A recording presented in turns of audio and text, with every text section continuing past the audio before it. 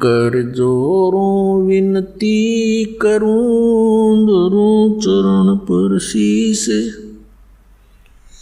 गुरु जी राम देवानंद जी महाराज ने दियो नाम बख्शीस।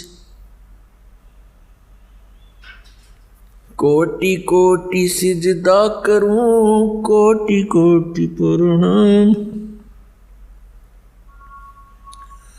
चरण कमल में राखियो मैं बंदी जाम गुलाम।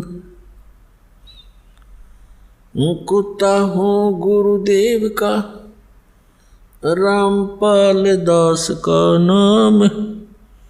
गले प्रेम की जेवड़ी जाखें चोवा जाऊं। तो करो तो बावड़ू दूर दूर करो तो जाऊं। ज्यों राखो त्यों ही रहूं जो देवो सो खाऊं। जय अब के सतगुरु मिले सब दुख आँखों रोए। चरणों ऊपर शीस धरूं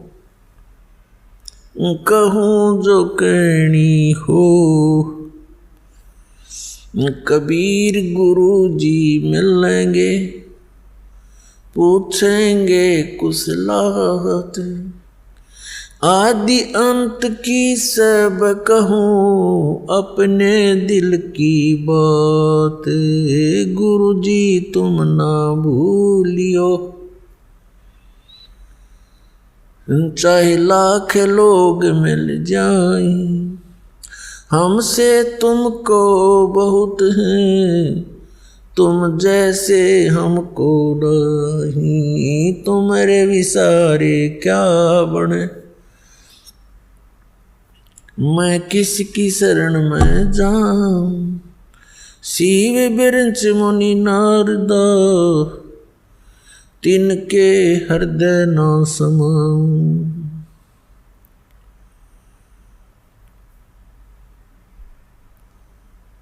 परम पिता परमात्मा पूर्ण ब्रह्म सर्व सृष्टि रचनहार कबीर परमेश्वर जी की असीम रजा से असीम कृपा से पुण्यात्माओं आप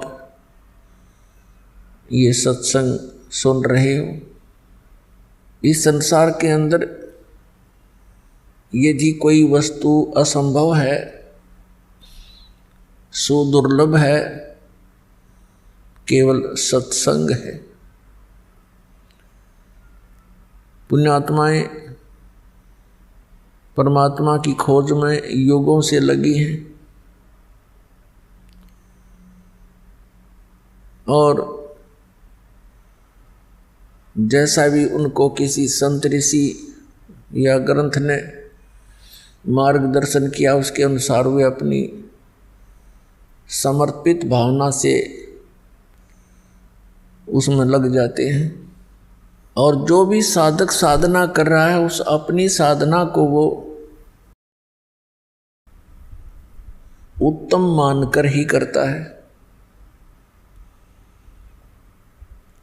और उसके परिणाम स्वरूप फिर हम देखते हैं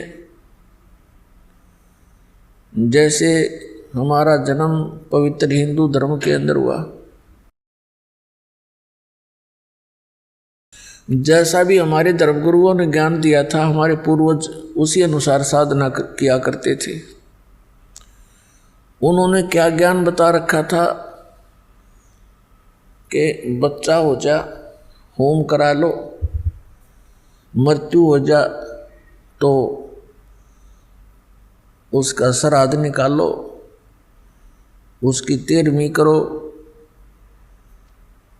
और जैसा भी उन्होंने मार्गदर्शन किया, राम कृष्ण भगवान है, श्री कृष्ण भगवान, विष्णु भगवान, शंकर भगवान, तो ये सभी साधना किया करते थे और फिर भूत बन गए क्योंकि श्राद्ध निकाले गए उनके। तो श्राद्ध क्रिया प्रेत योनि प्राप्त प्राणियों के विषय में ही होती है।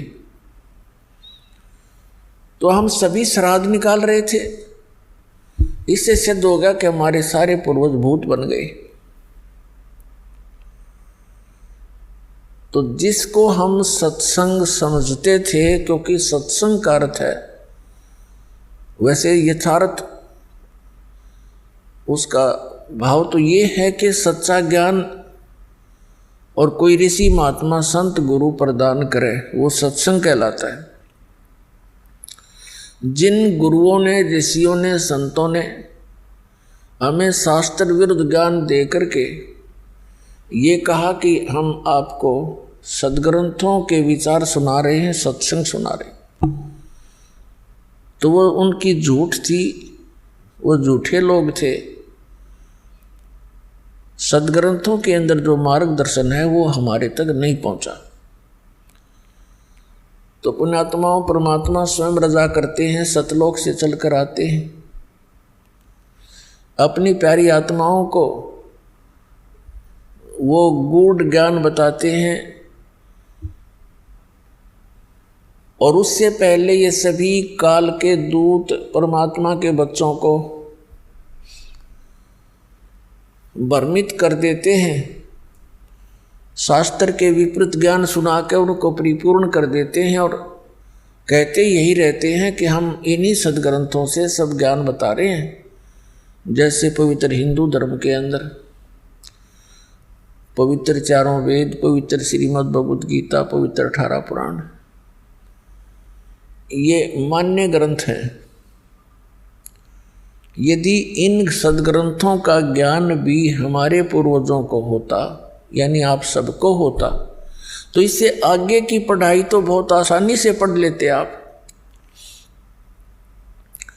यदि किसी टीचर ने बच्चे को 4वीं कक्षा 5वीं कक्षा तक का ज्ञान ठीक दे रखा है, तो उसको 6ठी कक्षा में प्रवेश करके आसानी से पढ़ाया जा सकता है।